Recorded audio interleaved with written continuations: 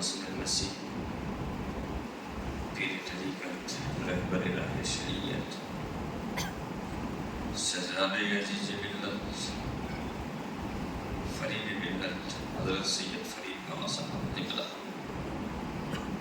لائق سر احترام اساتذہ کرام حالیہ ناظم اعلیٰ جناب سلیم بھائی چشتی مہمانان رسول السلام علیکم ورحمۃ اللہ وبرکاتہ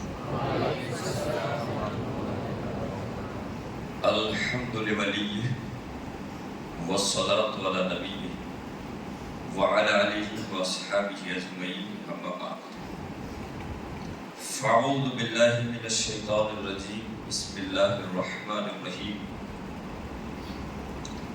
یا ایہا الذین آمنوا اتقوا اللہ وکونوا مع الصادقین صدق اللہ المولانا العظیم وبلغنا رسولہ النبی الامین الحفیظ الکریم ونحن علی ذلک لمن الشاہدین والشاکرین والذاکرین والحمد للہ رب العالمین۔ مختصر سا وقت ہے تو بہت تیزی کے ساتھ عنوانات و مضمونات بھی بہت طویل ہے، مگر تھوڑی ہی دیر میں کچھ اپنے اقتباسات کو پیش کر کے اپنی حاضری کو بھی مکمل کرنا۔ اس سے قبل ہم سب کے مرکزی عقیدت ظہر الحق حین تکلم لمحہ پر کو حین تبسم خانہ حسن کے رکن معظم صدیق کے آقا عمر کے داتا ہم سب کے آقا جناب احمد مصطفیٰ محمد عربی صلی اللہ علیہ وسلم کی بارگاہ میں جھوم کر درود پاک کا نذرانہ پیش کریں۔ اللہم صلی علی سیدنا مولانا محمد وعلی آلِ سیدنا مولانا محمد وبارک وسلم صلاۃ و سلام علیک یا رسول اللہ صلی اللہ تعالی علیہ وسلم۔ کوئی لمبا خطاب نہ ہوگا چونکہ ابھی ہمیں زلف پاک کے مصطفیٰ صلی اللہ علیہ وسلم کی زیارت سے بھی مشرف ہونا ہے اور نیاز کا بھی پروگرام ہے، مگر حصول برکت کے لیے میں نام یاسر رئیس المحققین امام المتکلمین امام امام الشاہ سید محمد مدنی اشرف جیلانی کا کلام پیش کرتا ہوں، برکت حاصل ہو جائے شیخ کا کلام۔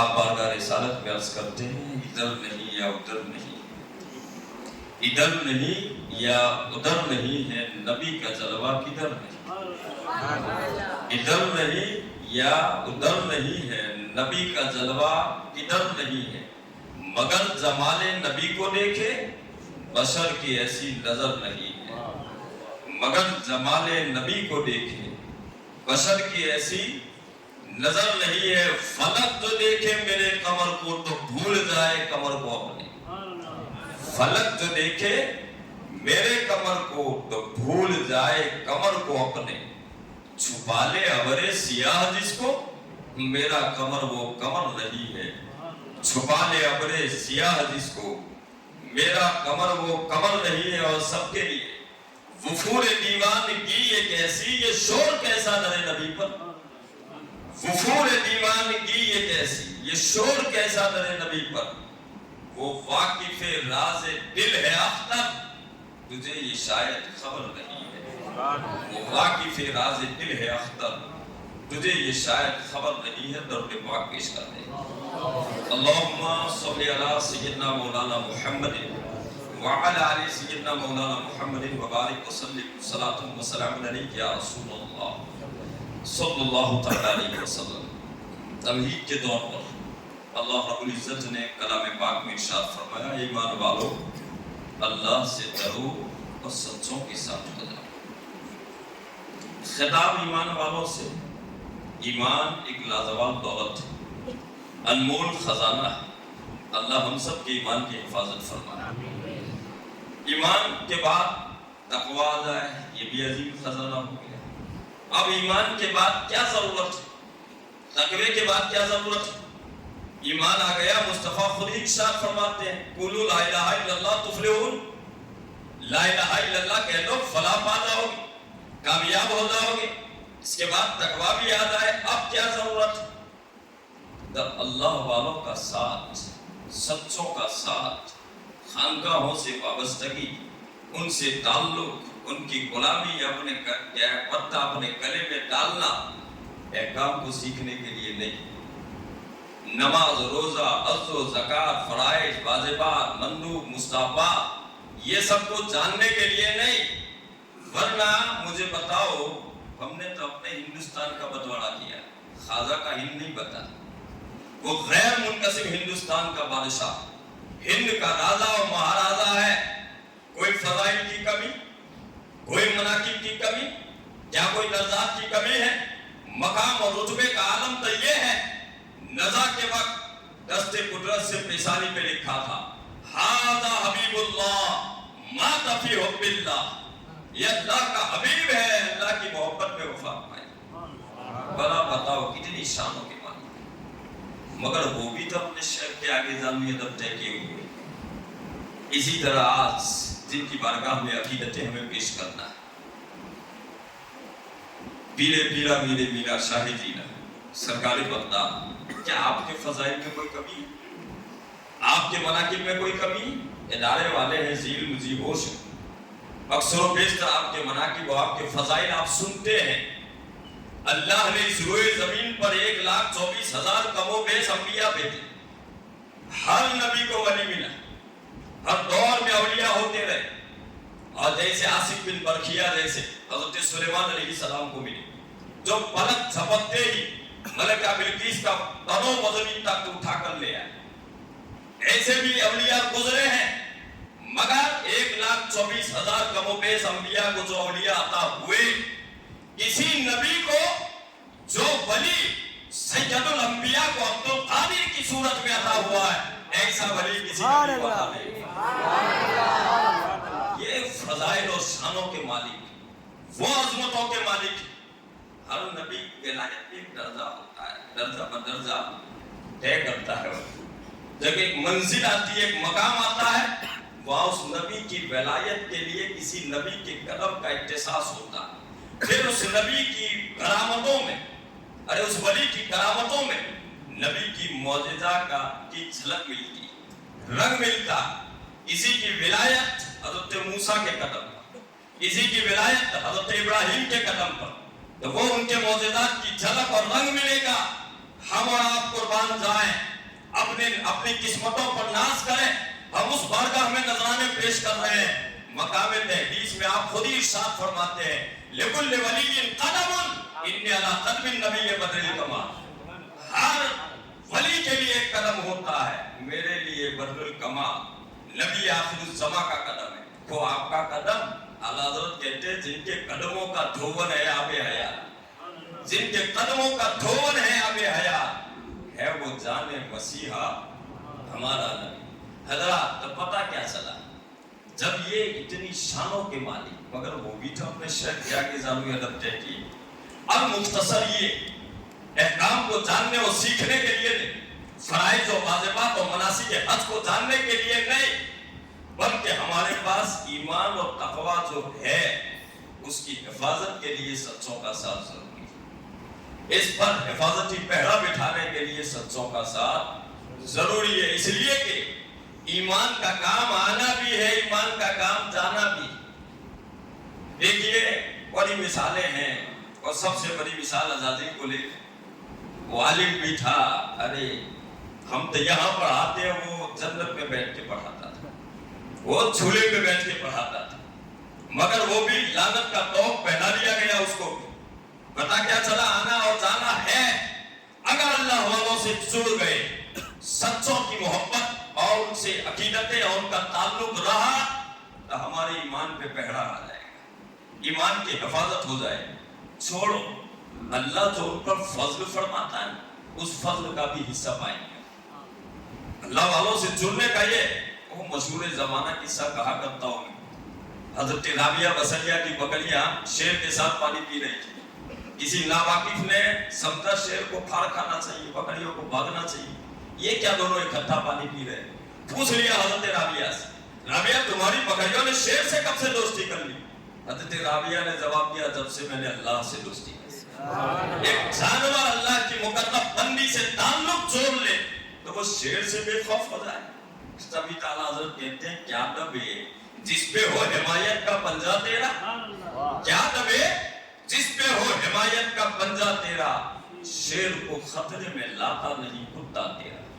لہذا یہ آج کی اس بزم کی یہ ہے کہ ہم اللہ والوں سے جڑے رہیں, اپنے ایمان اور تقوی پر کیا پہرا بٹھائیں. ساتھی آج کی یہ بزم آج سے 6 سال پہلے اس ادارے پر ایک عظیم حادثہ پیش ہوا تھا اور اس میں اللہ نے فضل فرمایا.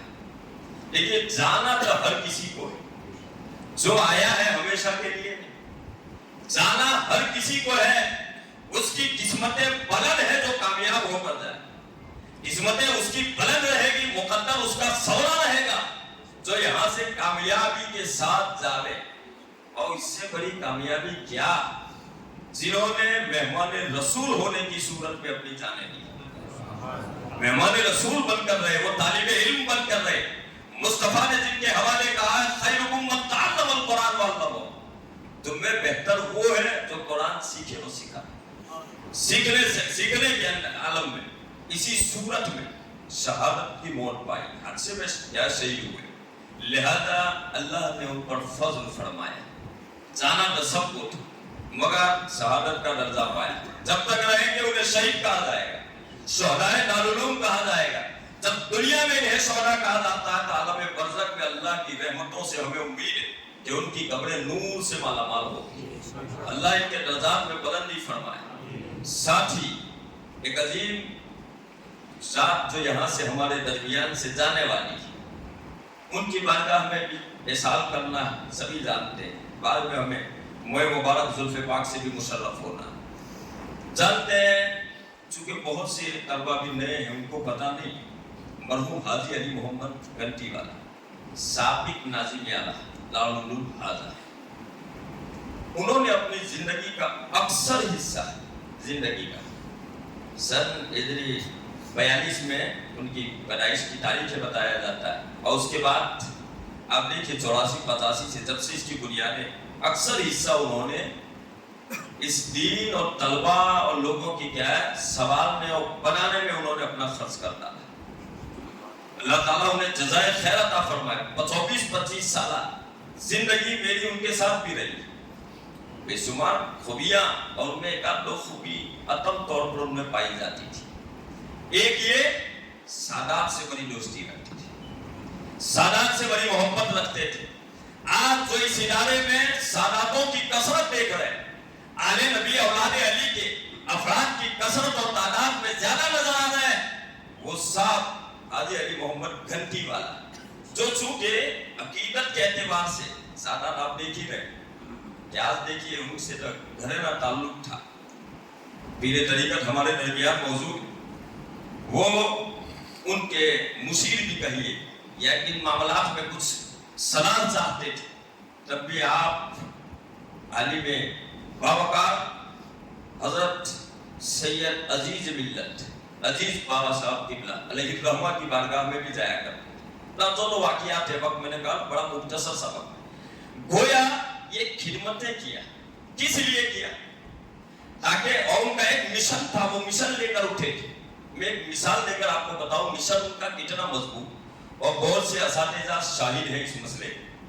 آپ نے اصول فقہ میں ایک خاص اور اس کا کیا ہے حکم پڑھا ہے. خاص کا حکم کیا ہے, وجوب العمل لا محالہ, واجب ہے اس پر عمل کرنا, کوئی گنجائش نہیں. اگر اس کے مقابلے میں خبر واحد اور قیاس ٹکرائے تو ترجیح کتاب اللہ کو دی جاتی, حکم خاص کو دی جاتی. ہم نے اس مرحوم کی زندگی میں یہ حال دیکھا کہ ادارے اور ادارے والوں سے جو محبت تھی, جو تعلق تھا, اگر اس کے مقابلے میں گھر والے بھی آ جائے نا تو وہ ترجیح ادارے کو دیتے تھے. درجنوں دفعہ کا واقعات, طالب والے علوم نبویہ مہمانان رسول اور گھر والوں کے درمیان میں اگر فیصلے کی بات آئے, ٹکراؤ آ جائے, تو مان لو وہ ترجیح ادارے کو دیتے تھے, طلبہ کو دیتے تھے, ان مہمانان رسول کو دیتے تھے. گویا کہ یہ دل میں کوٹ کوٹ کر طلبہ اور ادارے سے محبت تھی, اور اسی کا نتیجہ آپ دیکھ رہے ہیں کہ آج قرب و زوال میں اسی ادارے سے نکلنے والے یہی پھول اپنے کیا ہے خوشبو سے علاقے کو معطر کر رہے ہیں. یہ سب کیا ہے؟ یہ ان کی کوشش ہے, یہ ان کی کاوش ہے.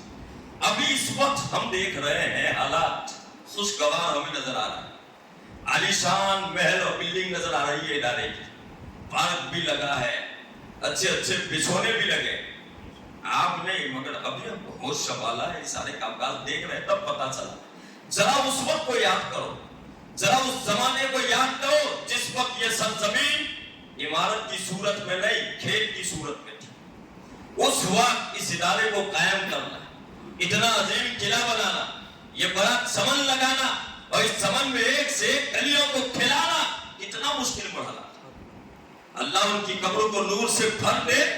انہوں نے بڑے مشکلات, بڑے زندگی میں مسائل میں گزرے. آج دیکھ رہے کام کاج کرنے والے ہم بہت سارے حضرات سب مل کے کام کر رہے ہیں. تب ہمیں پتا چلتا ہے وہ تنہا اکیلے یہ سارا کام کر رہے تھے, وہ تنہا اکیلے یہ سب کچھ سنبھال رہے تھے. کتنی سردیاں آئی, کتنی گرمیاں آئی, میں تفصیلات کرنا نہیں چاہتا مگر وہ سب کو انہوں نے جھیلا. اللہ کی رحمتوں سے امید ہے, اہل نبی سے جو محبت کا ان کا جذبہ تھا, میری عقیدت اور میزان گواہی دے رہا ہے آج وہ اپنے قبر میں مسرور ہوں گے کہ اللہ کا مجھ پہ فضل رہا کہ میں نے زندگی طلبا کو سنبھالنے میں گزارا. ہمارے کھانے پینے کا انتظام انسلام ایک گھر چلانا مشکل ہوتا ہے کہ یہاں جہاں 4-5 فرد 2-3 فرد ہوتے, جہاں 100-150 مہمانان رسول اور سب کا انتظام انسلام کرتے تھے, لہذا بہت بڑا کام کیا. ایک اور بات ہے, ہم جو یہاں ہے جب تک حیات رہے گی, لگیں جاری رہے گی, وہاں تک نیکیوں کا رجسٹر جاری رہے گا, نیکیاں لکھی جائے گی. مگر یہاں سے ہم چلے گئے نا, نیکیوں کا رجسٹر بند ہو جائے گا. مگر حدیث پاک کا مفہوم و نچوڑ یہ ہے کہ چند اشخاص ہیں ایسے جن کے لیے نیکیوں کا رجسٹر جاری رہے گا. ان میں سے وہ جو پڑھنے والا بھی ہے, اپنے بات کسی کو پڑھا کے جائے, صدقہ جاریہ کر کے جائے, جب تک وہ رہے گا. انہوں نے محنت کیا ہے, بات ہے پوری ٹیم تھی مگر ان کا بھی اس میں حصہ تھا. یہ جب تک ادارہ قائم رہے گا, اس کی اینٹ سے اینٹ رہے, یہاں تعلیم قرآن اور تعلیم حدیث ہوتی رہے گی, وہاں تک ان کی نامہ اعمال میں اضافہ ہوتا رہے گا. دوسرا, انہوں نے لوگوں کو سنوارنے کے لیے کام کیا ہے. ملت کے شہزادوں کو زیور علم سے آراستہ پیراستہ کرنے کے لیے کاوشیں کیا, محنتیں کیا, کوششیں کیا. اور کسی ایک ایسے کام میں کسی کے آنا کوئی اتنی فضیلتیں پا لیتا ہے. حضرت ابن عباس رضی اللہ تعالیٰ مسجد نبی شریف, آپ اس میں اعتکاف میں تھی, معتکف تھی. اسی درمیان ایک شخص آیا, چہرے سے مرزایا ہوا نظر آ رہا تھا. قریب آیا, ابن عباس نے کہا آنے والے تیرے چہرے پہ مرزائیاں نظر آتی ہے, کیا ہے کوئی پریشانی؟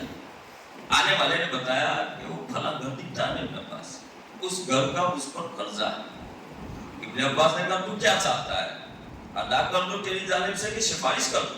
کہا حضور جو آپ بہتر سمجھے. ابن عباس کھڑے ہو گئے, اٹھ کر جانے لگے. جب مسجد نبی کے دروازے پر پہنچے, اس آدمی نے کہا حضور آپ معتکف ہیں, اعتکاف میں, مسجد سے باہر ہوں گے اعتکاف ٹوٹ جائے گا. لہذا ابن عباس کی آنکھوں میں آنسو آ گئے. فرمایا میرے آقا نے فرمایا ہے, مصطفیٰ نے فرمایا, جو مومن کی ضرورت کے لیے ایک قدم اٹھاتا ہے اسے 10 سال کے اعتکاف کا ثواب دیا جاتا ہے. بھلا بتاؤ, ایک مومن کی ضرورت کے لیے اٹھنے والا 10 سال کے اعتکافوں کا ثواب پا لیتا ہے. انہوں نے تو زندگی کے اکثر اور کئی سال لوگوں کی وہ ضرورت بھی نہیں, دین کی ضرورت کو پورا کر رہے تھے, علم کی ضرورت کو پورا کر رہے تھے, علم کی پیاس بجھانے کا انتظام و انسرام کر رہے تھے. لہذا انہیں اللہ تعالیٰ کی رحمت سے امیدوار ہمیشہ دست بدعا رہتے تھے کہ اللہ تعالیٰ ان پر اپنا فضل کرم نازل فرمائے.